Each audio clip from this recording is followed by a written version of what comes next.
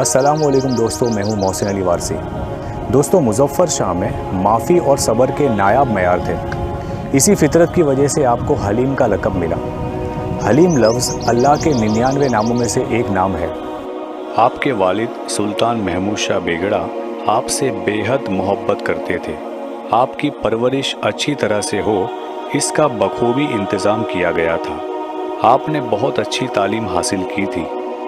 आपने हदीस की तफसीर और दीनी किताबों का खूब मुताला किया था। मिरात अहमदी, पेज 35। याद अय्याम गुजराती किताब में लिखा है कि सुल्तान मुज़फ़्फ़र शाह हलीम अल्लामा मोहम्मद बिन मोहम्मद अलाई जी के मुरीद थे और हदीस की पढ़ाई आपने अल्लामा जमालुद्दीन मोहम्मद बिन उमर बहरक से हासिल की थी। मुज़फ़्फ़र शाह हलीम खुद अपने हाथ से अरबी में कुरान शरीफ लिखा करते थे और उसकी नकल मक्का और मदीना शरीफ भिजवाया करते थे। तारीख़ मुज़फ़्फ़र शाही के मुताबिक आप रक़्स और मौसीकी में माहिर थे, रागों को जानते थे और महारत के साथ साज़ों को बजा सकते थे।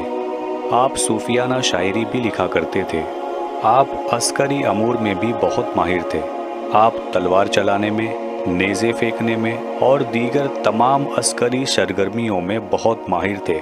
इसके साथ लाठी और दीगर हथियार चलाने में भी माहिर थे। आपको कुश्ती का भी बहुत शौक था। अपने पसंद की कोई भी महारत फ़ौरन सीखते, खासकर बढ़ई का काम। गुजरात की तमद्दुनी तारीख किताब में लिखा है, गुजरात के सुल्तानों की फ़ौज में कई डिवीज़न थे, जिसमें तीरंदाजों का भी एक डिवीज़न था। सुल्तान मुज़फ़्फ़र शाह ने मालवा की लड़ाई में भील जाति के तीरंदाजों की फ़ौज को भी अपने साथ रखा था। सुल्तान मुज़फ़्फ़र शाह हलीम निहायत नेक दिल और दीनदार सुल्तान थे। गुजरात के अलावा इन्होंने मक्का मुअज़्ज़मा में लोगों के लिए एक मुसाफिर खाना, एक मदरसा, हॉस्टल और पानी की सबीलें भी बनवाई थी। नशीली चीज़ों से आपका कोई वास्ता न था। एक बार सुल्तान मुज़फ़्फ़र शाह हलीम के घोड़े को इलाज के तौर पर शराब पिलाई गई थी, जिसके बाद आपने कभी उस घोड़े की सवारी नहीं की। सुल्तान मुज़फ़्फ़र शाह हलीम की पाक ज़िंदगी को एक ऐतिहासिक जीत की वजह से भी याद किया जाता है, जिसमें सुल्तान की सखावत और वादा निभाने की बात साबित होती है। जब मालवा सल्तनत में विद्रोह शुरू हुआ, तब वहाँ के सुल्तान महमूद शाह गुजरात सल्तनत पनाह मांगने आ गए।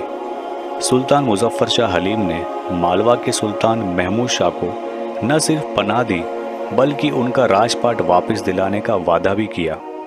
और फिर हुआ भी ऐसा ही। एक बहुत अजीम जंग हुई, जिसमें गुजरात के सुल्तान मुज़फ़्फ़र शाह हलीम को फतेह मिली। गुजरात में इस्लामी सल्तनत का इतिहास और सरखेज रोज़ा संकुल का इतिहास में लिखा है, मालवा के सुल्तान महमूद शाह को उनका राज्य वापस दिलवाने पर सुल्तान मुज़फ़्फ़र शाह हलीम का बहुत शानदार इस्तकबाल किया गया।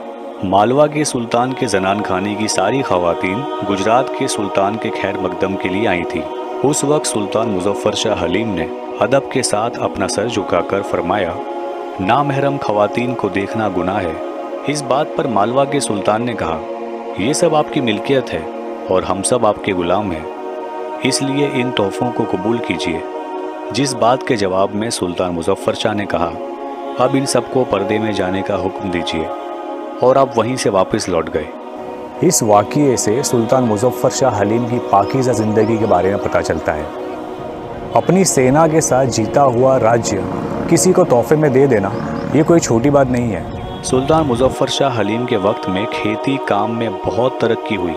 हर एक गांव में खेती न हो ऐसी कोई ज़मीन बाकी नहीं बची थी, जिस वजह से जानवरों के लिए घास चारा उगाने के लिए कहीं कोई जगह ही नहीं रहती थी। जब ये बात सुल्तान मुज़फ़्फ़र शाह हलीम को पता चली, तब आपने हुक्म दिया कि हर गांव में जानवरों के घास चारे के लिए कुछ जगह मुकर्रर की जाए। आप अपने सल्तनत के महकमों में जाकर खुद देखरेख किया करते थे, क्योंकि आपको अपनी आवाम की फ़िक्र हमेशा रहती थी। अपनी रियासत की हिफाजत के लिए, किलों की तामीर व मरम्मत के लिए भी आप बहुत तवज्जो रखते थे। रात के वक्त सुल्तान अपने महल से चुपचाप शहर में गश्त लगाते और अमीर व गरीब आवाम के हाल से वाकिफ़ होते। इसके अलावा वो अपने अमीरों और मंत्रियों के अमालों की तहकीकात भी करवाते थे।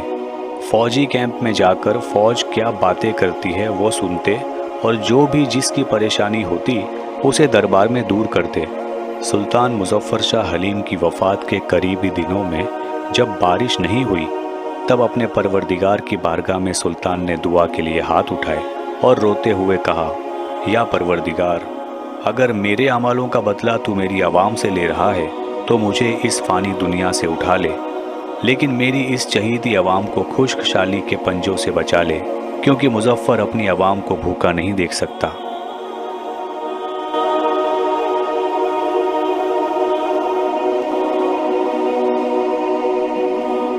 दोस्तों, अगर आपको मेरी वीडियोस पसंद आती है तो इसे लाइक और शेयर ज़रूर कीजिएगा और YouTube पे मेरे चैनल मोहसिन अली वारसी को सब्सक्राइब करना मत भूलिएगा। शुक्रिया।